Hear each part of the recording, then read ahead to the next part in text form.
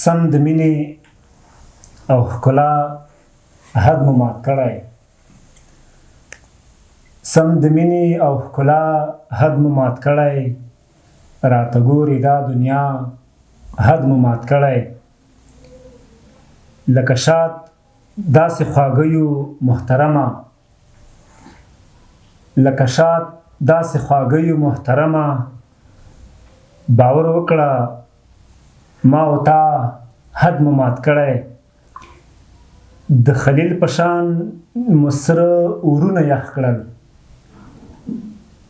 د خلیل په شان مو سره اورونه یخ کړل، په رضایو د الله حد مو مات کړی. د جنت د حورو جنگ را باندې جوړ وي، د جنت د حورو جنگ را باندې جوړ وي، د یوسف او زلیخا حد مو مات کړی.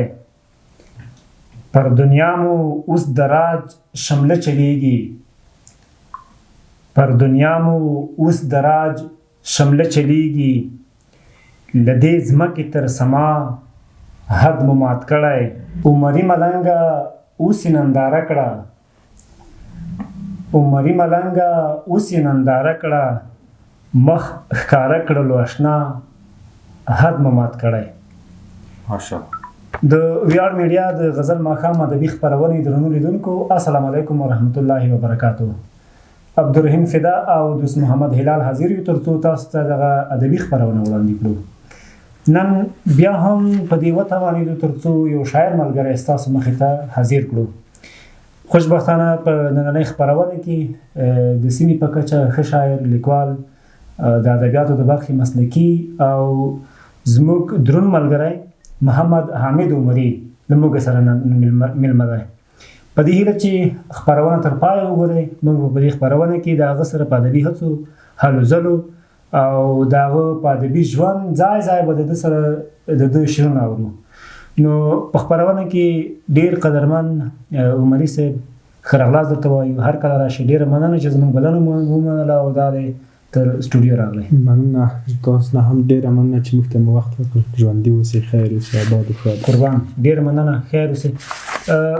عمري صاحب ځای ځای به شعرونه م اورو. یو نیمه پوښتنه به هم کوو.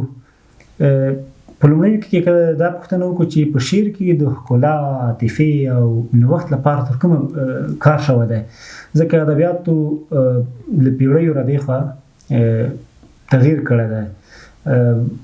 ځینې حالاتو کې ډېر یو ښه سبکونه رامنځته شوي دي، نوښتونه شوي دي په شعر کې. ستاسو په اند ښکلا ته تر کومه بریده کار شوی دی؟ عاطفې ته تر کومه بریده کار شوی دی؟ په عین حال کې نوښت په کوم لیول شوی دی؟ باید پخوا دغه نوښت شوی وای، اوسنیو شاعرانو دغه کار وکړه، یا کړی دی یا یې نه دی کړی.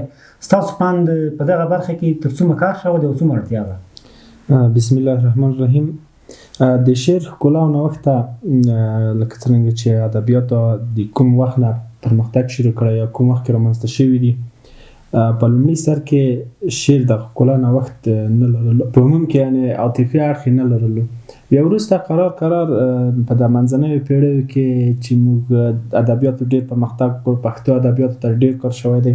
هغه د عبدالحمید مومند او کاظم خان شعرا په دغه دورو کې په تېره خاص کار د عبدالحمید مومند خو بیخي ډېر کار ورته کړی دی. هغه شعرونه چې یعنې د سوادي کس لولي یعنې خاص نه ورباندې پوهېږي، ځکه چې دغه شعرو کې نوښت ډېر د ښکلا ډېره د عاطفي اړخ ډېر کې ذکر کړی دی.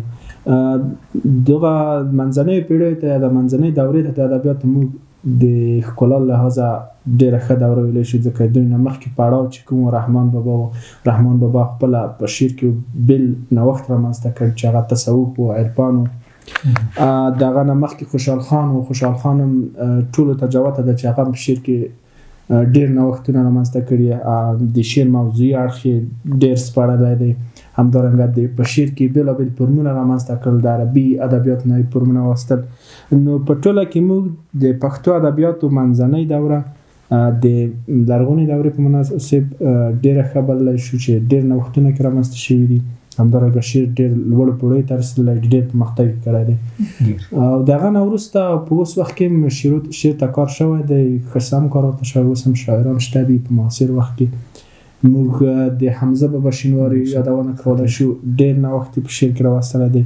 په تېره بیا د رحمان بابا سبک یې نیولی دی، یا د حمید بابا یا نورو سبکو تیار کړی دی. تصوف ته یې ډېر کار کړی دی حمزه بابا. همدغسې دغه نه وروسته په معاصرو شاعرانو کې هم شته دي، تکړه شاعران شته دي چې د هغه یادونه کولی شو. د پیر محمد کاروان یادونه کولی شو چې هغه په شعر کې ډېر نوښت رامنځته کړی دی. نو ماشاءالله اوس الحمدلله په اوس وخت کې پښتو شعر ډېر لوړو پوړیو ته رسېدلی دی، او کوم شاعران چې د هغوی هڅه کوي چې نوښت کې رامنځته کړي، عاطفي اړخ ورته شعر ته ورکړي، رنګ ورکړي، همدارنګه هنریت ورکړي، نو دا د افتخار ځای دی چې اوس پښتو ادبیات هم د پرمختګ په حال کې. بشک ډېره مننه. او یوه بله پوښتنه چې ما ته ستا د ځواب هم درشل کې رامنځته شوه، هغه دغه وه چې موږ که د خوشحال خټک یا د رحمان بابا یا د کاظم خان شاعر یا د عبدالحمید بابا یا دې ته ورته پخوانیو شاعرانو شعرونه لولو، په هغې کې د عربي او دري لغت زیات کارول شوي دي. نو پښتو ادب که وده کړې نو لوی لامل همدغه خلک وو. همدغو خلکو په کوم اساس دغو لغاتو ته دومره ارزښت ورکړي چې په هغه وخت کې د هغې کلمو اړوند سوچه لغات نه وو. مسله په دې کې څه وه؟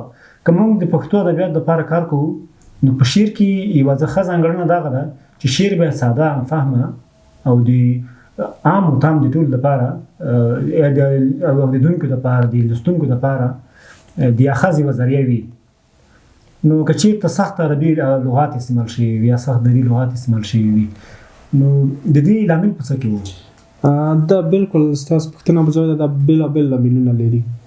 یو لامل یې دا کېدلی شي چې هغه وخت کې پښتو ادبیات هغه په لومړي درشل کې وو، یعنې عمره چې ورته په کار او کار نه دی ورته شوی، نه په هغه وخت کې. بله خبر دا وه چې د کوم شاعران چې موږ درلودل د خپله زیاتره دیني علما وو، دیني علوم یې ډېر لوستلي وو. عربي کې مثال علم لرله، خپله خوشحال بابا عربي کې ډېر غټ علم لرله، فلسفه بخش کې.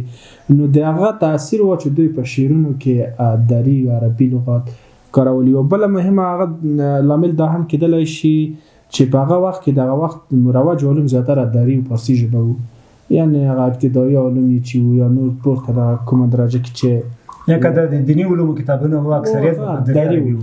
نو دا خپله یو قسم په شاعر باندې یو لامل غورځولی شي، یو تاثیر غورځولی شي چې هغه په شعر کې همغه لغات وکاروي. دا هم لامل کېدلی شي. او بله خبر دا ده چې پښتو ژبه د اول سر نه تر اوسه پورې له دري او عربي څخه خالي نه ده. دا ځکه چې د پښتو خپل ځانګړي حروف 8 حروف دي چې ژبپوهنې برخې ته راشو، نور ټول د عربي حروف دي. یعنې د ابتدایي حالت نه پښتو له عربي څخه خالي نه ده. نو پورته حالاتو کې یعنې کلمات تکرار شو، جمله بندۍ ته نور ته زیاتره له عربي څخه اخیستل شوي. همدارنګه دغه د صرف او نحو برخه چې ده که نه، پښتو خپله د ځای لکه څومره چې نورې ژبې دي هومره خپله سوچه نه ده، د عربي نه د دري نه ډېر لغات اخیستي دي، ډېرې جملې اخیستي دي. نو همدغه تاثیر دی چې په شعرونو کې هم شاعران دري او عربي لغات کاروي. او بل لامل دا هم کېدلی شي زیاتره وخت شاعران د وزن او قافیې مسلې وي، په دې برخه کې دوی دې ته پام نه کوي چې د مثال پښتو سوچه ده یا نه ده، یا باید سوچه کلمات وکاروو. په دې شعر د وزن او د قافیې یا د وخت د شرایطو ته په کتو هغسې لغات کاروي. نو دغه بېلابېل لاملونه لري. رښتیا ده، ډېر ښه، ډېر بهترین تحلیل خوند یې وکړو. دا چې دغه بحث ډېر اوږد شوی نه وي نو ځای ځای به د اورېدونکو ادبي تنده ماتو. نو په دې حالت کې یو غزل اورو. انشاءالله دوست صاحب ته څه فکر وایي؟ غزل به اورو؟ غزل به واورو. وروسته د غزل نه نو د عمري صاحب څخه زما هم یو پوښتنه په زړه کې مهرباني وایي زړه مې غواړي چې نړۍ یوه رڼا شي. زړه مې غواړي چې نړۍ یوه رڼا شي. زړه مې غواړي چې نړۍ یوه رڼا شي، دې رڼا نه مستفید ټوله دنیا شي. ډېر ښه دی. او د جمال او د ښکلا مثال یې نه وي، د جمال او د ښکلا مثال یې نه وي، سپینې وړانګې خورې په هره خوا شي. ډېر ښه. وایي د اسمان له شینکۍ غاړې راښکاره شي. د اسمان لشینکۍ غاړې راښکاره شي توره شپه کې نازنینه په موسکا شي. ډېر ښه ده، دا باید بیا ورو. ډېر ښه ده. وای د اسمان لشینکۍ غاړې راښکاره شي توره شپه کې نازنینه په موسکا شي او ملایکې بدرګه ورسره کاندي. ملایکې بدرګه ورسره کاندي که رهبر د دې جهان یو ځل ملا شي. ډېر ښه ده. د رحمان د روحانیت په خانقاه کې د رحمان د روحانیت په خانقاه کې د رحمان د روحانیت په خانقاه کې لا یزال سره په عشق کې پناه شي. ډېر ښه ده، دا باید بیا ورو. ولا بالکل مننه خیر اوسې. وای د رحمان د روحانیت په خانقاه کې لا یزال سره په عشق کې پناه شي او د پامیر او د شمشاد په لوړه څوکه د پامیر او د شمشاد په لوړه څوکه د نړۍ د فتح شور شي او صدا شي. ډېر ښه ده. او د شفق لغېږي سره ورونه راشي. د شفق لغېږي سره ورونه راشي لولپه پر اسرائیل یاغي بالا شي. او عمري د دیدن هلته درنه غواړي. عمري د دیدن هلته درنه غواړي چې په مینه دې ټوټې ټوټې عزا شي. چې په مینه دې ټوټې ټوټې عزا شي. ډېر ښه، ډېر بهترین و. عمري صاحب واقعا غزل د نهایت خوب و. داس ذهن دې همداسې پراخه، د ادب چینې دې همداسې خوټېدلې. هلال صاحب له وړاندې د یادونه وکړه چې زه پوښتنه کوم، نو عمري صاحب تا ته آماده ده؟ لومړی خو عمري صاحب ته ښه راغلاست وایو. تل دې راشي. خوشحاله یو چې ځوانان لرو او په آینده کې هم د الله بریا او هیلهمند یم ورته.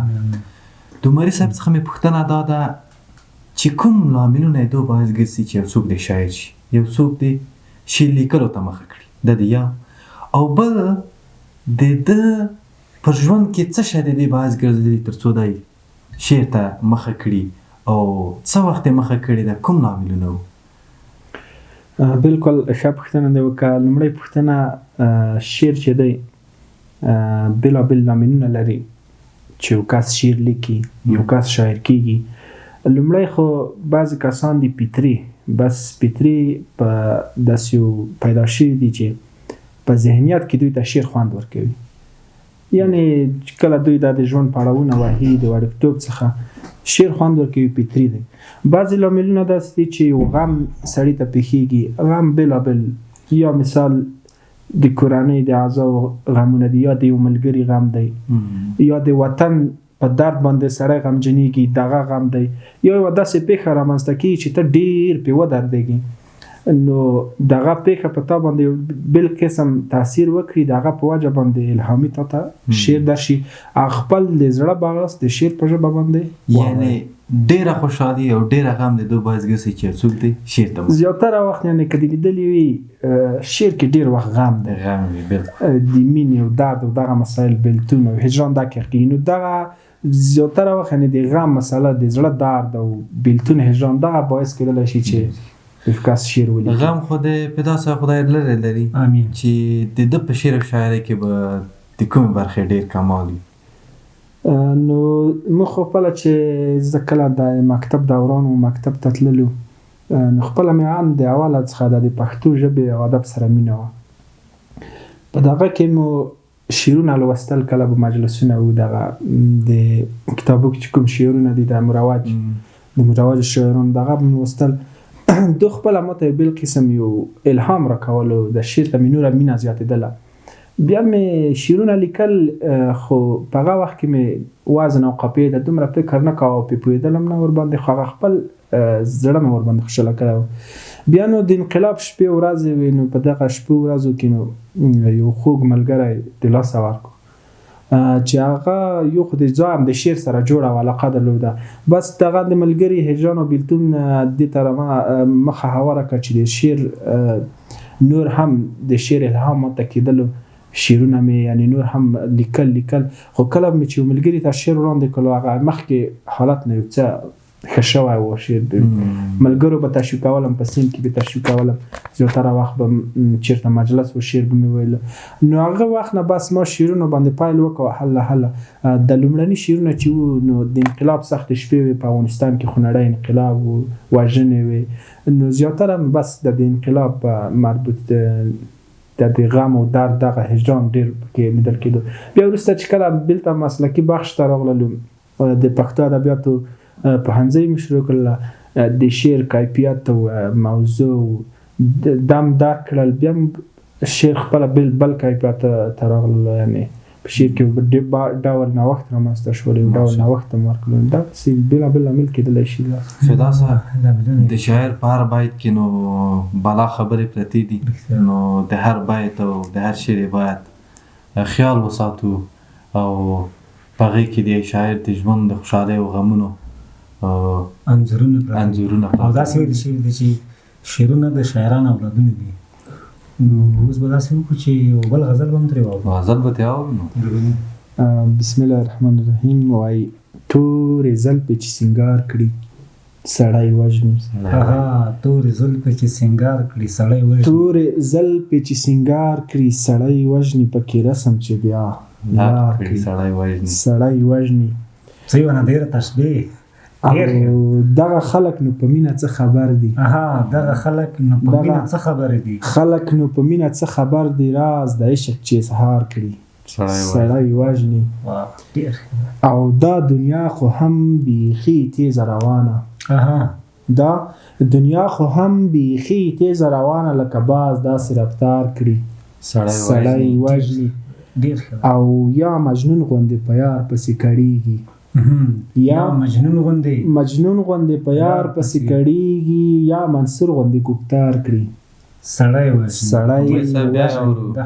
مننه خیر اوسئ یا مجنون غوندې په یار پسې کړیږي یا منصور غوندې ګفتار کړي سړی وژني او ماښامي کې مخه ښه در سره وکړي ماښامي کې مخه ښه در سره وکړي ای د عبازي چې تلوار کړي سړی وژني او دا خواږه لکه ترخه بیخي ډېر شوي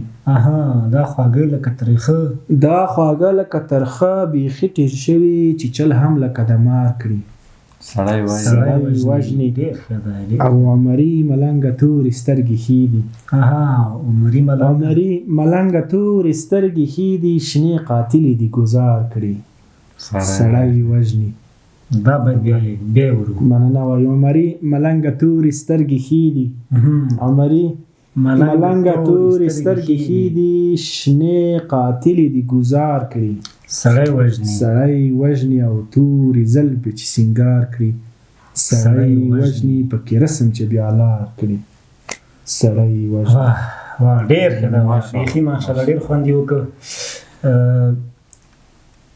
عمري صاحب بحث دی له غزلو خوږ دی او غزل دی بیا له بحث ډېره مننه کور دی ودان را به شو د یو بلې پوښتنې په توګه به وپوښتو چې ټولنیزو رسنیو په شعر او شاعرۍ څومره تاثیر غورځولی دی موږ په اوس وخت کې ګورو فیسبوک ټویټر انسټاګرام ټیک ټاک دې ته ورته نور ټولنیزې رسنۍ فعالې شوي دي نو شعر او شاعري دې حد ته رسېدلې چې هر چا مایک پیدا کړی دی هر چا کیمره پیدا کړې ده موبایل پیدا کړی دی د یو چا مخې ته ایښی دی بس او بې حده زیات لیدونکي څارونکي مینهوال لري په داسې حال کې چې په شعر کې به نه کیفیت وي نه به دومره نو زه نه پوهېږم چې هغې راز په څه کې دی ستاسو په اند په شعر و شاعرۍ تاثیرات مثبت اچولی دي که منفي اچولی دي د بېلابېل تاثیرات لري دغه اوسنی عصر کې چې د ټکنالوژۍ عصر دی یا ټولنیزې رسنۍ دي ستاسو په خبره واقعا اوس دغه شعر بیخي د شعر اصلي ارزښت یې د لاسه ورکړی دی دا چې د یوې ژبې یا د یوې لهجې یا د یوه قوم تاریخي آثار ډېر ارزښت ورکول کېږي باید وساتل شي کتابونه باید وساتل شي مطالعه شي په راتلونکي وخت کې استفاده ورڅخه وشي په هغه کې چې کوم څه خوندي دی هغه باید راوسپړل شي دا چې اوس د ټکنالوژۍ دور دی بیا د شعر په برخه کې موږ تاسو وینو چې په اوس په ټولنیزو رسنیو کې بیخي ډېر د واقعیت ده د شعر لپاره یو څه منفي تاثیرات لري یو څه نه ډېر یوه خبره دا ده چې کوم شاعران چې موږ پخوا درلودل کوم دیوانونه چې لرل موږ هغه ارزښت د لاسه ورکړی نه څوک مطالعه کوي او نه د شعر هغه اصلي ارزښت او هغه شی ورته معلومیږي اوس هر کس راپورته شوی که شاعر نه وي د شاعر په نامه یا د شاعر نه د غلا کولو په نامه یو شعر لیکي بس د خپلو مینهوالو دپاره یا د یو قسم د مشهورېدلو دپاره شعر میډیا ته پورته کوي دا ښه نه دي یوه لحاظه که وګورې یو قسم مثبت رول لوبولی شي هغه دا چې خلک ته یو ذهنیت د شعر په برخه کې ورکوي که نه ډېر خلک کار وي خو ممکن هغه شعر اصلي ارزښت چې دی هغه د منځه تللی دی همدارنګه د کتابونو مطالعه چې دا باید کتابونه مطالعه وشي اصلي د کاغذ د مخې وشي که نه دا اوس ګوري یعنی د مطالعه برخې ته هم زیان رسولی دی مطالعه خلک چې د کتاب کې ټلیفون کې ګوري په رسنیو کې ګوري نو ډېر ارزښت د شعر ته ډېر زیان رسولی دی ارزښت یې ډېر کم شوی دی نو ښه دا ده چې شاعر باید خپل هغه شعر چې دی هغه خوندي کړي په کتابونو کې خوندي کړي که څوک چاته خوند ورکوي څوک یې لولي د کتاب له مخې دې ولولي د هغه شاعر په نامه یې دې ولولي غلا کې ونه شي ادبي غلا کې ونه شي دا به ډېره ښه وي او د کوم مخکیني شاعران چې دي د هغوی دیوانونه چې دي هغه باید ولوستل شي د هغوی د شعرونه فهم واخیستل شي نو دا به ډېره ښه وي هم به د هغو هغه یاد ژوندی وي هم به هغه کوم څه چې پرېښي دي هغه به د ټولنه کې رواج او راج شي هم به پښتو ژبې ته پرمختګ ورکړي شي ځکه هغوی چې دي هغه وخت چې و پخوانی وخت ټکنالوژۍ عصر نه و هغو داسې لغتونه په ځان کې په د شعرونو کې خوندي کړي دي چې اوس په درد خوري سوچه پښتو کلمات په هغه کې شته دي هغه باید اوس راوړاندې شي دا به د ژبې لپاره پرمختګ یو قسم پرمختګ ډېره زیاته مننه ګورودان عمري صاحب یوه بله پوښتنه چې ذهن ته راغله هغه دغه ده چې موږ له نورو ژبو نه په زیاته اندازه لکه مثلا انګلیسي شوه یا دري ژبه شوه یا فارسي ژبه شوه که ملي دي او که نړیوالې ژبې دي موږ له نورو ژبو ژباړې کړي دي دغه هڅه د پښتو ژبې په برخه کې شوې ده چې د پښتو څخه دی په انګلیسي یا روسي یا فرانسوي یا عربي یا نور دې ته ورته ژبو باندې کومې ژباړې شوې وي تر څو زموږ هغه کلچر زموږ د هغه ادب هغه بډایه برخه چې لري نور ته انتقال شي او بالکل کمه سطحه باندې شوي دي لنډ مثال یې د سترنامه یادولی شي د خوشحال خان خټک داسې دیوان چې په نړۍ کې بېساری لیدل کېږي په نړۍ کې په 15 هغه دیوانونو کې ځای په ځای دی چې په زیاتره هېوادونو کې خلک ورڅخه استفاده کوي هغه په اوس وخت کې هم مخکې هم انګلیسي ته نورو ژبو ته ژباړل شوی دی خلک ورڅخه استفاده کوي په راوروسته وخت کې بعضې دیوانونه پښتو ژبې نورو ژبو ته ژباړل شوي دي د شرق پوهانو چې ورته وایي دغه د روسي دغو ځای بعضې پوهانو پښتو ادب ته ځینې خدمتونه کړي دي هغه د خپل ادب دپاره چې هر څه کړي دي خو لیکن کوم پښتو ادبیات چې دوی خوندي کړي دي هغه د موږ دپاره مهم دي جورج 2-3 پوهان دي نومونه زما د ذهن نه ووتل دوی خپله دغه منځنیو پیړیو کې یا دغه نه وروسته د خوشحال خټک د عبدالحمید مومند همدارنګه د په معاصر وخت کې د ګل پاچا الفت همدغسې نور دغه مقالې د هغوی ادبي لیکنې ادبي ټوټې دا یې خپلو ژبو ته ژباړلي دي روسي ژبې ته یې ژباړلي دي په اوس وخت کې هم هڅه شوې لږ هڅه شوې ده بعضې ناولونه ژباړل شوي دي نورو ژبو ته د پښتو بعضې صرف و نحو ګرامر ژباړل شوی دی د پښتو ژبې د زده کړې لپاره بعضې پوهنتونونو کې ترکیه کې پوهنتون کې کتاب ژباړل شوی دی ترکي ژبې ته نو لږ هڅه شوې کوشش باید دا وشي چې نور هم وژباړل شي دا بېلابېلې ګټې لري یو خپله د پښتو ژبې پرمختګ ته ګټه ورکولی شي ځکه د پښتو ژبه چې اوس ورو ورو پرمختګ کې ده دا به لا نور هم پرمختګ وکړي نړیوال به ورباندې وپوهېږي هغه به د خپلو زده کړې دپاره بنسټ وګرځوي پښتو ژبه همدارنګه بله خبره دا ده چې د پښتنو د پښتو هغه اصلي فرهنګ چې دی کلتور چې دی دا به نورو خلکو ته معلوم شي هغه به وګوري او بل په پښتنو کې تکړه لیکوالان او شاعران موږ لرو تکړه پوهان لرو چې د هغوی هغه دیوانونه شعرونه کوم نوښتونه چې په ادبیاتو کې رامنځته کړي دي یا په ژبه کې رامنځته کړي یا نظریات ورکړي دي هغوی نورو ژبو ته ترجمه شي. او فکر کوم ښه مثال د رحمان بابا دیوان دی چې هغه هم په انګلیسي ژبه ژباړل شوی دی. همداسې ګل پاچا الفت ډېرې ښه مقالې ادبي لیکلي دي، نظریات یې ورکړي دي په ادب کې، په ادبیاتو کې، په ژبه کې. هغوی نړیوال استفاده ترې کولی شي، خپلو ژبو ته ژباړلی شي، د پښتو ارزښت زیاتېږي، همدارنګه د پښتنو ارزښت زیاتېږي. دا ډېر مثبت رول لوبولی شي. واقعیت. او یو بله پوښتنه دغه د نثر برخه چې دا هم زموږ د ادبیاتو یوه ډېره بډایه برخه ده. بلکل. په اوسني وخت کې د ټولنیزو رسنیو ډیرښت یا د هغې زیاته کارونه تر څنګ د نثري ادبیاتو پرمختګ دا په کوم لیول وینئ؟ یعنې تاسو په دې برخه کې نظر څه دی؟ دا خو نثر د یوې ژبې ډېره بډایه برخه ده او د یوې ژبې ډېر څه په نثر کې خوندي شوي دي او خوندي کېږي. دغه د رسنیو زیاته کارونه، د شعر زیاته کارونه، دا یو قسم په تېره هغه مسلکي کسانو ته، مسلکي کسان باید نثر ته ډېر کار وکړي. دا د شعر ډېره کارونه هغه د نثر برخه د منځه ځي. زه به خپله یو د استاد یوه خبره رانقلوم، هغه وویل چې پښتو ژبه مو داسې نه وي چې د منځ د یوسئ په دغه ډېرې شعرونو باندې، داسې نه وي چې هغه اصلیت د منځ یوسئ. د ژبې دپاره باید په هره برخه کې کار وشي. موږ ته به ویل چې نثري برخه اوس وخت کې ډېره ټیټه شوې ده. بس د ګل پاچا الفت نه چې پښتو ژبه کې ډېر کار کړی په نثري برخه کې، هغسې نثرونه، هغسې ساده خواږه نثرونه چې د ګل پاچا الفت موږ لرو، بیا وروسته داسې لیکوالان پیدا شوي خو هغسې نثرونه نه دي لیکلي. نو باید کوشش دا وشي. مولوي صاحب ډېر وبښئ، که دې هغه ډېر د ګوتو په شمار دی. مثلا اسدالله غضنفر موږ یادولی شو په نثري برخه کې کار کړی. د دغې اړوند ځینې نور کسان هم شته چې په نثري برخه کې کار کړی دی، خو څومره چې لازمه ده په هغه لیول کار نه دی شوی، ځکه د ټولو شاعرانو مخ شعر ته واوړي. په داسې حال کې چې نثر د ادبیاتو یوه ډېره لویه برخه ده او ډېره غني برخه ده، باید غني وساتل شي. بله یوه پوښتنه دغه د شعر لیکل به سخت وي که د نثر لیکل؟ دا خو دوه بېلابېل عوامل لري. یو خو دا دی چې شعر خو هغه الهامي شی دی، یعنې زیاتره کسان یې نشي لیکلی، چاته چې بس خدای فطري ورکړل شوی هغه یې لیکي. او نثر هر څوک لیکلی شي خو بیا فرق لري. ښه نثرونه هغه دي چې ساده وي، روانې پښتو ژبه باندې سوچه کلمات پکې کار شوي وي، خواږه نثرونه وي، جملې لنډې وي، اوږدې نه وي، همفهمه وي، خلکو ته خپل مطلب په ډېر ښه شکل وخت او شرایطو ته په کتو وي، بلاغت او فصاحت ولري.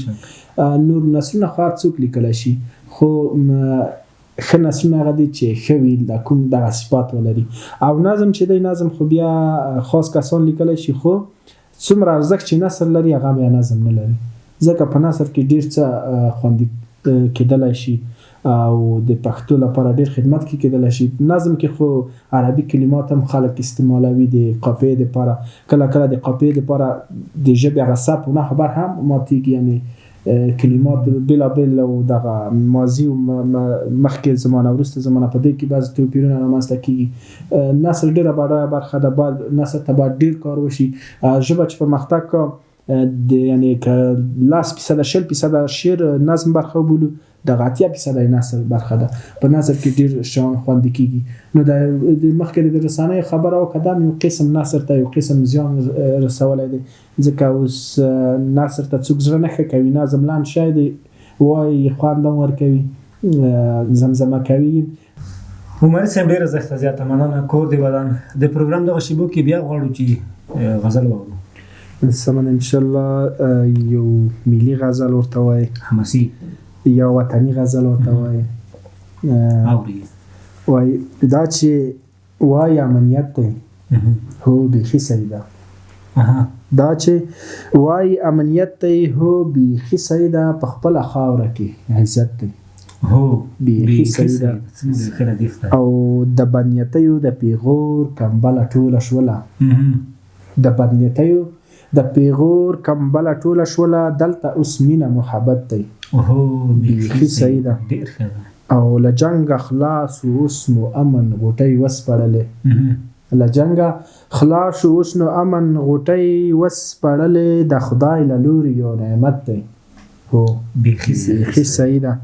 او د کشتې پې غوندې خدمت ته سړي ملا تړلې، د قوشتېپې غوندې خدمت ته سړی ملا تړلې پکې اخلاص دی صداقت دی هو بیخي صحیح ده او د دې هیواد آبادونه رغونه ښیم د دې هیواد آبادونه رغونه ښیم د هر چا برخه مسؤلیت دی هو بیخي صحیح ده چې لا هم نه غواړي زموږ په ګران هیواد کې امن چې لا هم نه غواړي زموږ په ګران هیواد کې امن څومره بیکاره شخصیت دی او بیخي صحیح ده او زه عمري ملنګ ځکه ډېر صفت کومه زه عمري ملنګ ځکه ډېر صفت کومه زما وطن ښکلی جنت دی هو بیخي صحیح ده زما وطن ښکلی جنت دی بیخي صحیح ده ماشاءالله ډېر ښه عمري صاحب واقعا خوږ غزل و کور دی ودان عمر دی برکتي د کوم خاص شاعر مینوال یاست که مینوال یاست په شعر کې تاثیرات وینئ خپل شعر کې بالکل خامخا شاعر چې شعر لیکي د یو شاعر لخوا به متاثره وي په پخوانیو شاعرانو کې ما ته خپله د رحمان بابا شعرونه ډېر خوند راکوي خپله مې تصوفي شعرونه د ده ځینې شعرونه په کاپي باندې ما خپله شعرونه لیکلي دي د شعرونو په مطلب باندې ما شعرونه لیکلي دي همدارنګه په بل برخه کې په اوسنیو شاعرانو کې بیا په ملي احساس او وطني احساس پوره شعرونه چې لیکي اکرام الدین مفتون صاحب چې زه ډېر مینهوال یم او ښه شعرونه لیکي په شعر کې واقعا چې ملي احساس هم پروت دی همدارنګه هنریت او خوږوالی بیخي ډېر دی عمري صاحب د ښې شاعرۍ لپاره مطالعه څومره ضرور ده بالکل په ټوله کې د یو شاعر لپاره دا مناسبه ده چې مطالعه د ادب په برخه کې ډېره مطالعه ولري بیا شعر ډېر غني کېدلی هم شي او ډېر لغات او پښتو د خپلې ژبې کومه ژبه کې شعر لیکي د هغه ژبې لغات خوندي کولی شي دا یو شاعر هلته ښه شاعر کېدلی چې ښه لوستونکی وي ښه مطالعه ولري ښه عالم وي موږ دا لیدلی شو صحیح ده چې ولسي شاعران شعرونه ډېر خواږه وي خو لیکن څومره شعرونه چې د پوهانو او علماو په کې څومره خوږوالی وي څومره هنریت وي همدارنګه څومره لرغونیت وي کې ښه لرغوني لغات او کلمې او د ژبې هغه اصلیت یې ساتلی وي هغه بیا په ولسي شاعرانو کې نشته نو د شاعر لپاره پکار ده چې مطالعه ډېره ولري ځکه چې شعر یو داسې شی دی چې یو داسې یو جوړښت لري چې ځینې کلمات چې مثلا قافیه ده ته چې په شعر کې قافیه برابروي نو د یوې قافیې لپاره باید بېلابېل لغات په همغه یوه قافیه کې بېلابېل لغات وي د هغو لغاتو لپاره چې ته مطالعه ولرې قسم لغات د ژبې نه راخیستلی شي په ژبه کې په نظم کې یوځای کولی شي همدارنګه جملې دي د پښتو ژبې اصطلاحات دي دغه په شعر کې یوځای کولی شي نظم کې راوستلی شي ته شاته مطالعه لرې همدارنګه د پښتو ژبې سوچه لغات دي ته دغه په شعر کې ساتلی شي ته مخکې خبره وکړه چې شعر د یو شاعر د اولاد حیثیت لري نو دغه کوم شعرونه چې یو شاعر لیکي په دوی کې پښتو ژبې هغه اصلي لغات وساتي سوچه لغات وساتي دا چې دی نه وي وخت کې لغات شته دي په دیوان کې خوندي دي او د پښتو ژبې یوه بډایه خزانه جوړوي عمري صاحب ډېره مننه دغه د پښتو ژبې ځینې شاعران موږ لرو چې هغه په ولسي ادب کې کار کړی دی ښه مثال یې موږ سیمهییز شاعران او په سیمه کې که وکتل شي ملنګ جان صاحب یادولی شو هغه یو ولسي شاعر و مګر په شاعرۍ کې ډېر پخوالی موجود و نو ستاسو په اند دغه د ښې شاعرۍ لپاره مطالعه شرط ده که ضرور ده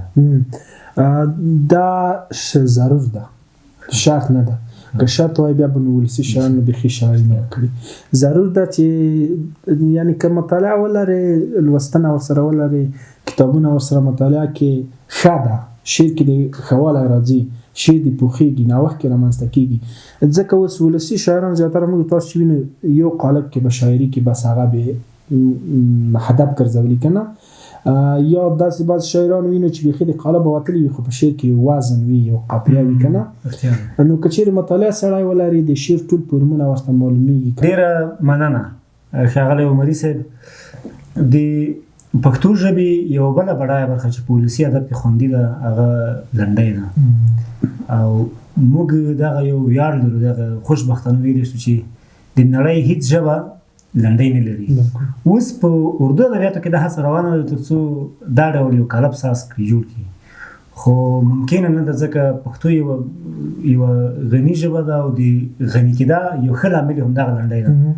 ستاسو په اند د دغې شفاهي ادبیاتو د خوندیتوب لپاره څومره کار شوی دی؟ ځکه موږ خو دا ویلي دي چې لنډۍ په شفاهي ډول له یوه نسل څخه بل نسل ته انتقال شوي دي.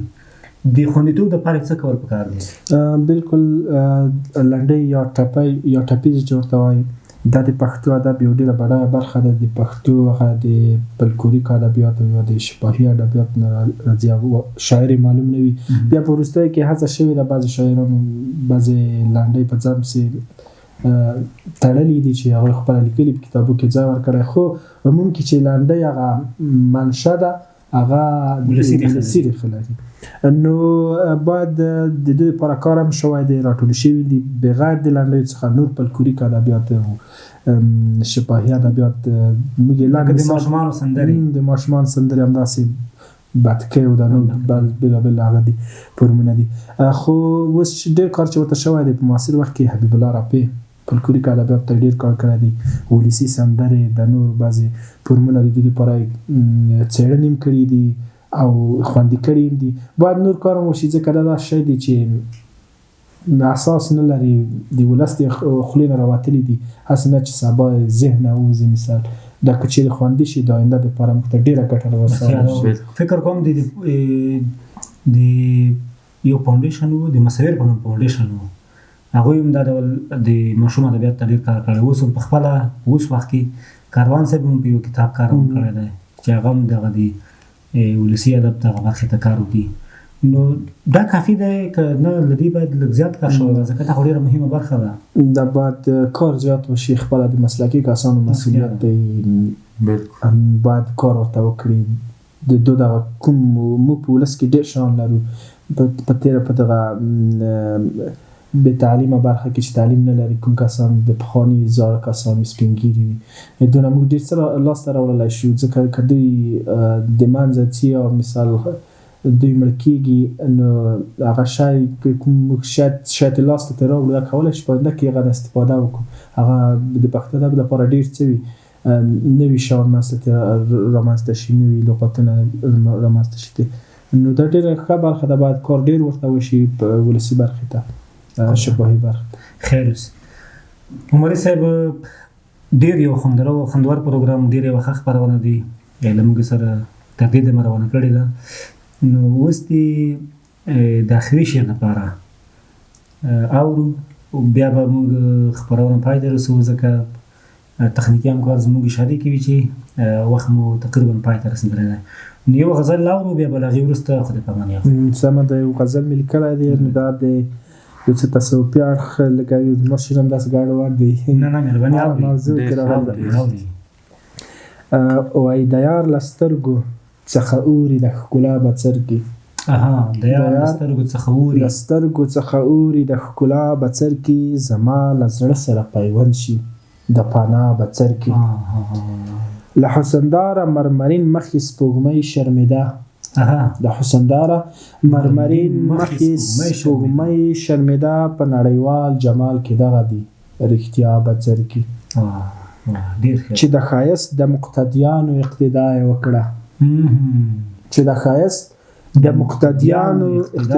وکړه، تر عرشه پورته شول د مینې او وفا بڅرکي. ډېر ښه ده، دا باید بیا ورو. چې د ښایست د مقتدیانو اقتدا یې وکړه، تر عرشه پورته شول د مینې او وفا بڅرکي. ډېر ښه ده. د اسمان ټوله جواهر یې شول خدمت ته حاضر. د اسمان ټوله جواهر یې شول خدمت ته حاضر، د حق و مخې ته سجده شول، د حق و مخې ته سجده شول د دنیا بڅرکي. د حق و مخې ته سجده شول د دنیا بڅرکي. دا به بیا ورو. د اسمان ټوله جواهر یې شول خدمت ته حاضر. د اسمان ټوله جواهر یې شول خدمت ته حاضر، د حق و مخې ته سجده شول د دنیا بڅرکي. چې په یوه شپه کې د خدای کائنات ټول وکتل، چې په یوه شپه کې د خدای کائنات ټول وکتل، د مح او مح مرکباتو کې دا بڅر کې د مح او مد مرکباتو کې ډېر ښه ده دا باید بیا ورو ډېر ښه ده چې مح او مد پکې د خدای چې په یوه شپه کې د خدای کائنات ټول وکتل ډېر ښه ده د مح او مد مرکباتو کې دي ډېر دا بڅر کې ډېر ښکلی ده ماشاءالله چې د خالق معشوق تخلیق شي دا عجیبه نه ده چې د خالق مخلوق چې د خالق معشوق تخلیق شي دا عجیبه نه ده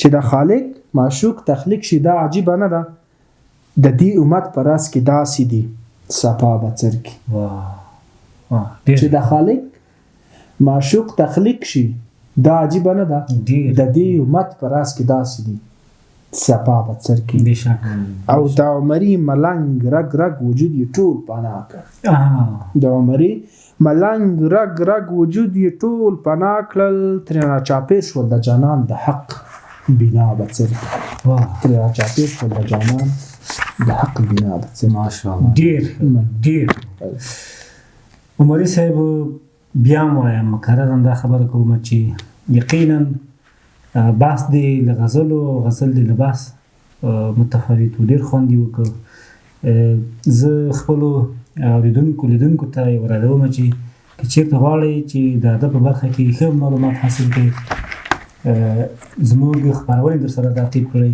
موږ همیشه هڅه دا وي چې مسلکي او د ادب د برخې راتلونکي ستوري راوغواړو او له دوی سره د شعر شاعرۍ اړوند بحث ولرو عمري صاحب ډېره سخته زیاته مننه چې زموږ بلنه مو منله راغلی او دا دی له موږ سره خپرونه ثبت کړه انشاءالله موږ بیا هم هڅه کوو چې تاسو بیا راوغواړو ځکه زموږ ډېر تاکید په دې دی چې داسې مېلمانه چې هغوی له موږ سره په ادبي خپرونه کې بحث کولی شي مېلمانه یې کوو او د دوی سره په شعر و شاعرۍ په ادبیاتو او د ده سره په خپل شعر و شاعرۍ وغږېږو ډېره سخته زیاته مننه چې زموږ بلنه مو منله او راغلی مننه له تاسو څخه هم ډېره مننه کوو چې موږ ته مو وخت راکړ موږ د دې وړ وبللو چې مرکې ته راغلو او دلته مو ستاسو سره مجلس وکړو ډېره مننه ستاسو څخه هم ډېره مننه خیر د ویاړ میډیا د غزل ماښام ادبي خپرونې درنو لیدونکو دا له محمد حمید عمري سره ترتیب شوې ادبي خپرونه تر یوې بلې داسې خپرونې چې موږ حاضرېږو موږ ته اجازه راکړئ د خدای په امان